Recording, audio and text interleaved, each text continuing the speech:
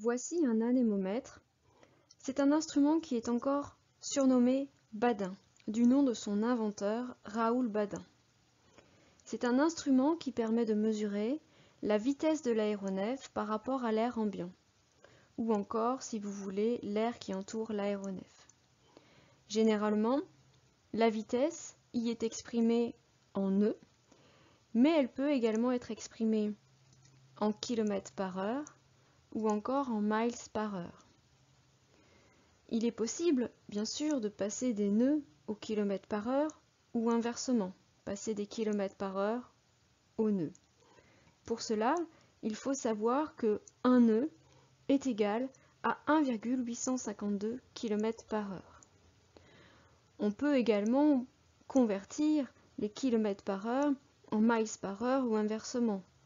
Pour cela, il faut savoir que 1 miles par heure est égal à 1,609 km par heure.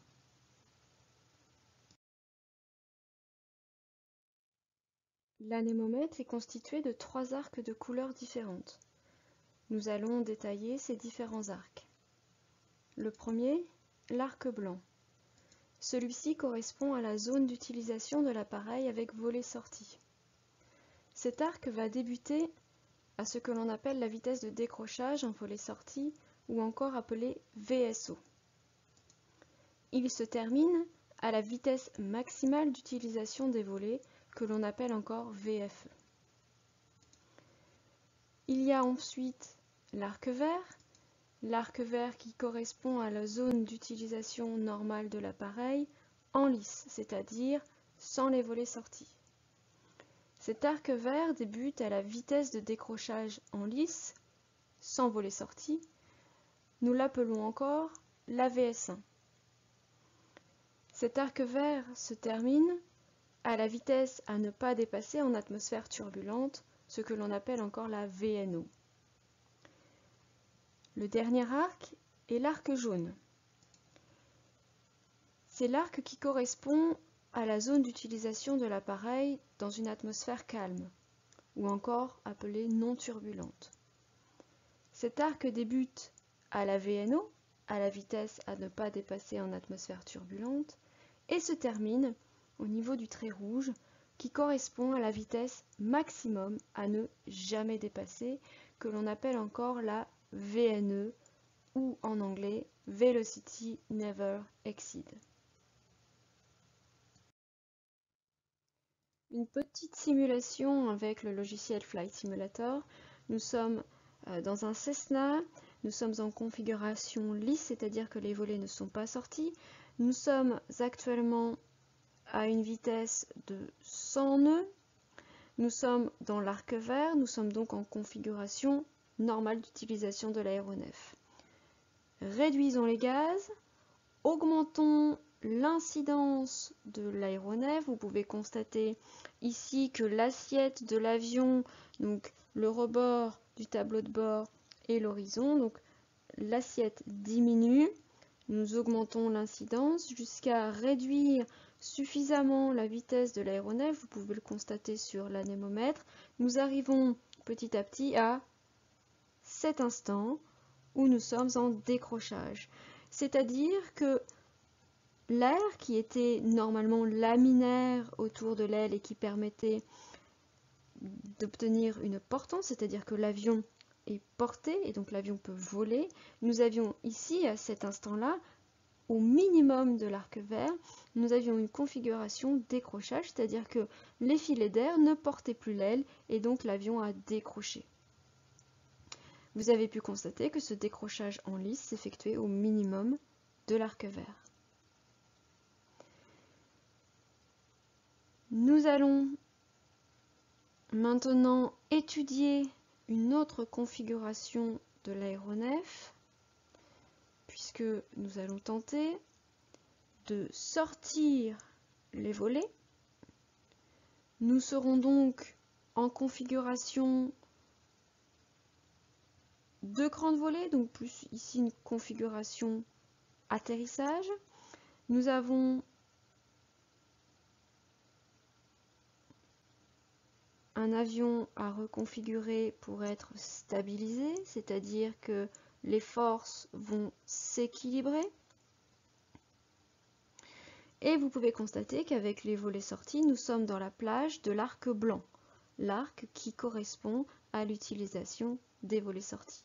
Nous réduisons fortement les gaz, nous cabrons l'avion avec le manche par rapport à l'axe de tangage et nous arrivons au minimum de l'arc blanc, nous sommes en décrochage, volet sorti. Donc cette petite simulation pour vous montrer brièvement, très simplement l'utilisation de l'arc vert en mode normal, du décrochage en mode normal en lisse et du décrochage en configuration atterrissage. Donc là, l'aéronef rentre ses volets pour obtenir de nouveau une configuration en lisse et donc une utilisation dans l'arc vert de l'aéronef.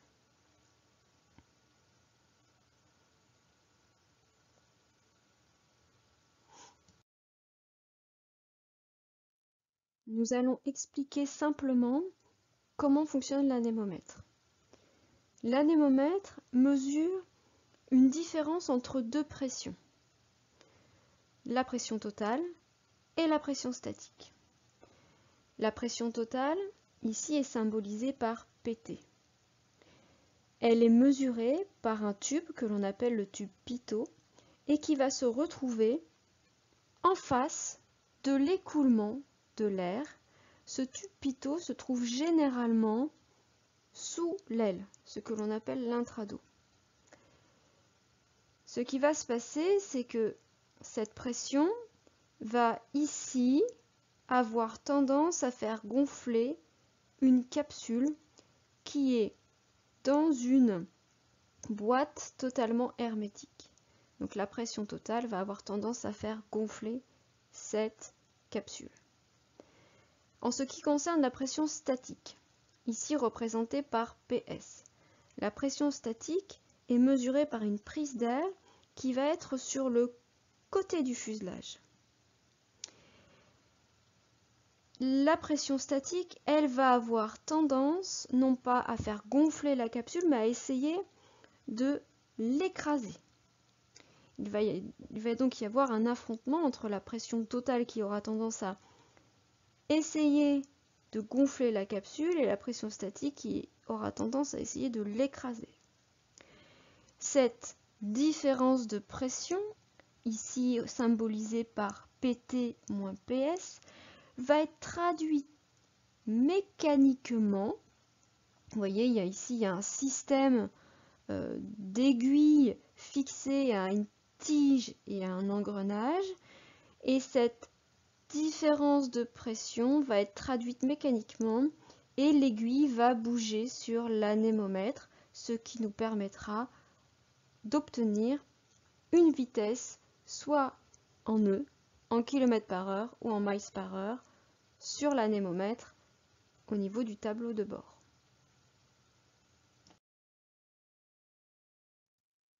De retour sur le logiciel Flight Simulator pour essayer de visualiser sur l'aéronef la prise statique et le tube pitot. Donc le tube pitot, comme je vous l'ai dit, il est situé à l'intrado de l'aile. Donc ici nous sommes avec un avion à aile haute, donc il se situe ici. Et quant à la prise statique, elle va plutôt se situer sur le fuselage de l'aéronef, plutôt en partie latérale.